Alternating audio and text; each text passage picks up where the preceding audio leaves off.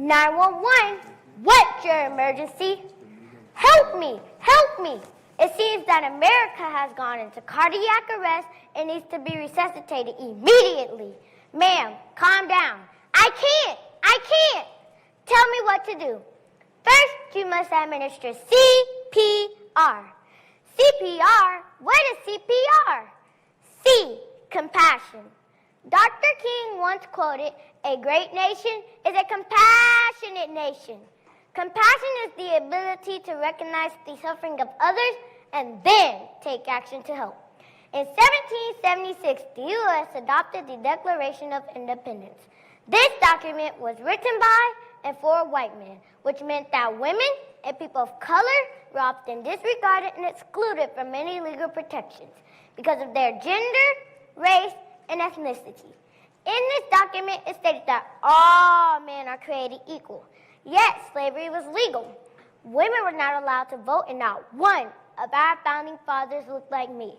For centuries, our country has encouraged slavery, oppressed women, and discriminated against minorities. However, 187 years later, at the March on Washington, this changed. Our nation proved how compassionate it was when over 200,000 people, young and old, blacks and whites, gathered at the Lincoln Memorial to petition our government for a change. The March on Washington is a reminder of who we must continue to be as a nation. While Barack Obama and Kamala Harris are evidence of continued change, we must not allow these first to be our last. We must continually look for opportunities to be compassionate, to pave the way for future generations. P, poverty.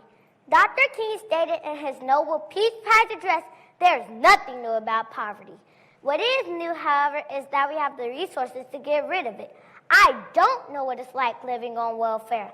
I didn't grow up in a ghetto, and I've never had to eat cheese that doesn't melt. But what I do know is that poverty exists and can't be ignored. Poverty isn't just a cultural issue, it's an American issue. It affects all races, genders, and ethnicities." Dr. King didn't grow up in poverty, but that did not stop him from addressing it. Like Dr. King, we must direct our compassion towards those who are suffering. Privileged or not, we are all affected. As poverty increases, so does the risk of violence and crime. You can choose to ignore the fact that you are at a greater risk of being victimized, or you can join the war against poverty. However, there is no room for spectators. R, racism. Dr. King once quoted, "I am convinced that men hate each other because they fear each other. They fear each other because they don't know each other. They don't know each other because they don't communicate with each other. They don't communicate with each other because they are separated from each other." Racism, much like poverty, creates division and can't be ignored.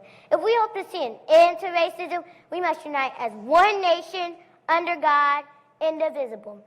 When asked how can Dr. King's teachings help us in America today, it's simple. Just remember CPR. Beep. One compression. More compassion. Beep. Two compressions. In poverty. Beep. Three compressions. No more racism. Beep, beep, beep. Thank you.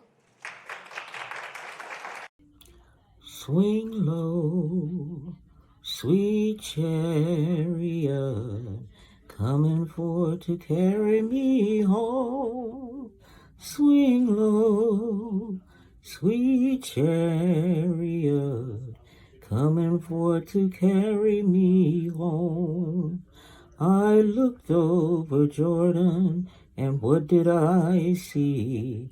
Coming for to carry me home.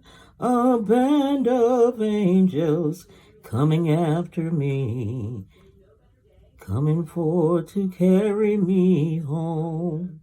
Swing low, sweet chariot, coming for to carry me home. Swing low, sweet chariot, coming for to carry me home.